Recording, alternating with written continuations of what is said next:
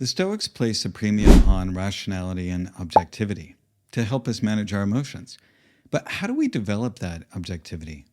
And why should we practice to become more objective?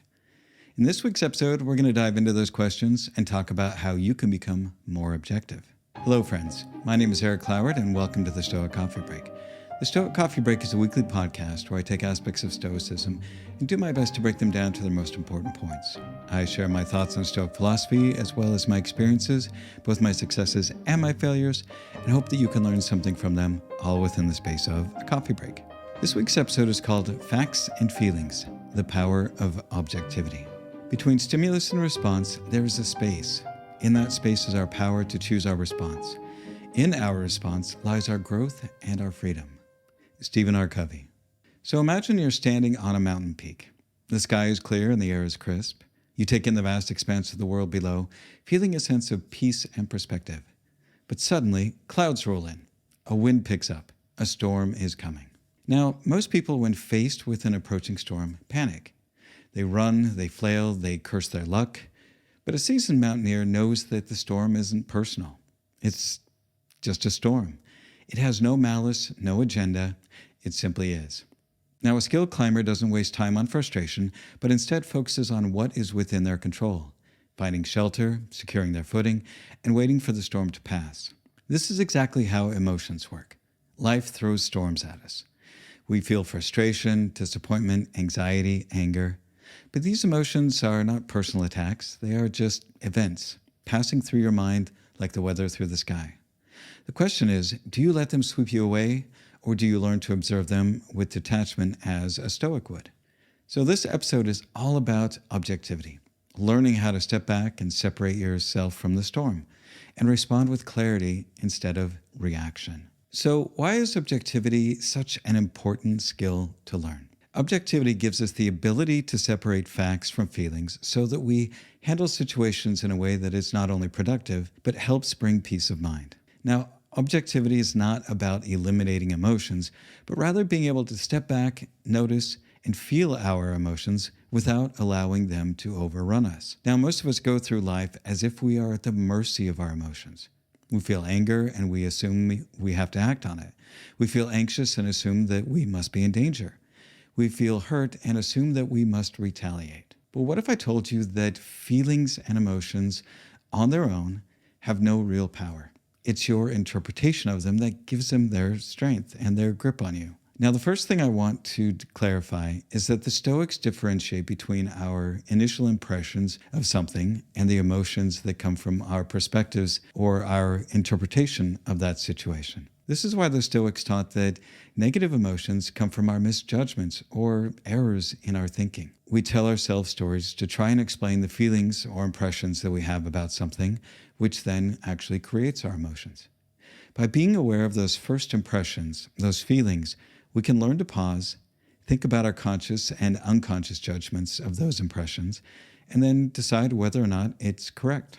As Epictetus reminds us, don't let the force of the impression when it first hits you knock you off your feet. Just say to it, hold on a moment. Let me see who you are and what you represent. Let me put you to the test. So imagine you text a friend about something important and hours pass with no response. Your mind immediately jumps to conclusions. Did I say something wrong? Are they mad at me? Are they ignoring me? Do they even care about me? It's like your mind becomes a drama queen, thinking of all the worst case scenarios of why your friend didn't get back to you. But now is the moment where you need to stop, step back, and apply objectivity. Is there actual evidence that your friend is upset? Or is this your brain acting like that drama queen and filling in the gaps with assumptions and fears? Maybe they're just busy. Maybe their phone died. Maybe they saw the message and plan to respond later. Marcus Aurelius in Meditations teaches us you have power over your mind, not outside events. Realize this and you will find strength. Your emotions are not reality. They're just signals, often distorted by bias, fear, or past experiences. So let's talk about the Stoic approach, the view from above. Now, one of the greatest tools for objectivity is the view from above. And this means that we zoom out and we look at our situation as if we're an outsider. Now imagine watching your life as if you were just a historian recording events, rather than somebody caught up in the middle of them? Would a historian describe your missed text message as a personal, tragic betrayal? Or would they simply state, at 2:17 p.m., John sent a message. At 7:45 p.m., he still had not received a reply. That's it. No drama, no assumptions, just facts. Now let's say you're giving a presentation at work, and midway through, you completely blank out, and you forget what to say next. Your mind starts to spiral. Oh, I just made a fool of myself. Everybody thinks that I'm incompetent, and even the worst, my career is over. Now step back. View it objectively. What actually happened? You forgot a point. Maybe there was an awkward pause. Maybe someone noticed. Then what? The world moved on. As Seneca reminds us, we suffer more in imagination than in reality. When you remove the emotional weight, most crises in your life shrink to mere moments. So another area that I find objectivity to be incredibly useful is when you need to have a difficult conversation. Often when we have difficult or challenging conversations, our emotions get in the way.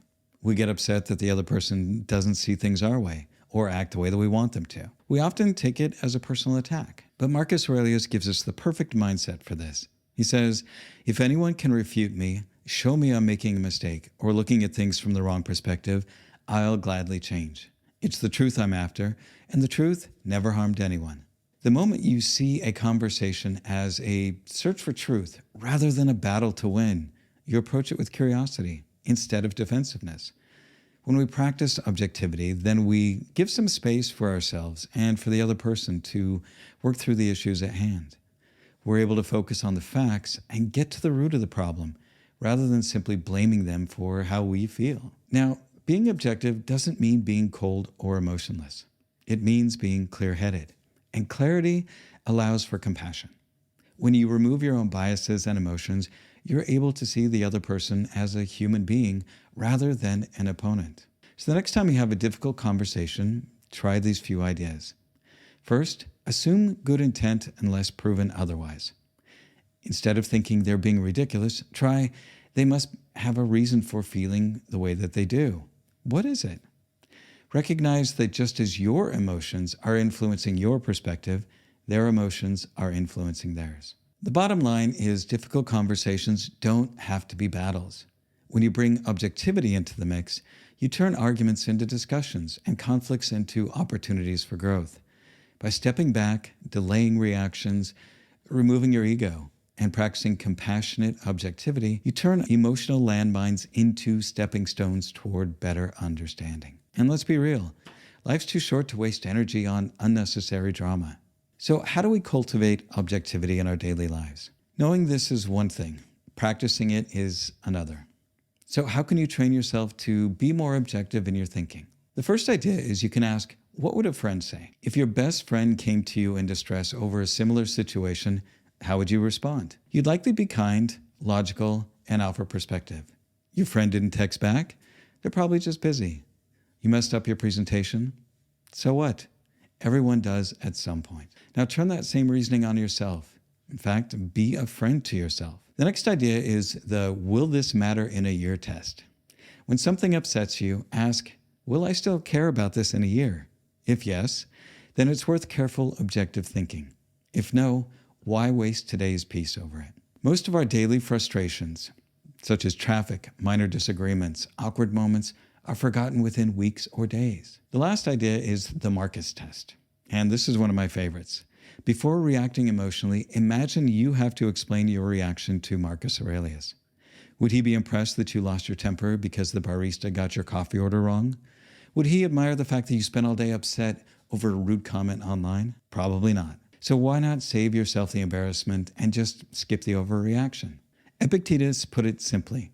It's not events that disturb people, but their judgments concerning them. So why does objectivity lead to more peace? Let's return to the storm on the mountain. The storm will come. There's no avoiding it. But when you practice objectivity, you learn to observe instead of panic. Now, this doesn't mean you suppress emotions. It means you understand them. Anger doesn't force you to yell. Anxiety doesn't force you to worry. Fear doesn't force you to hide. By mastering objectivity, you regain control. You become the eye in the storm, calm and steady and unmoved. Now, Seneca offers the perfect thought for this.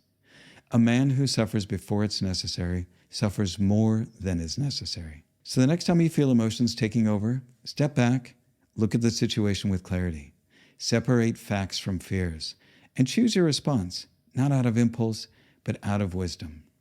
In closing, this episode is all about empowerment.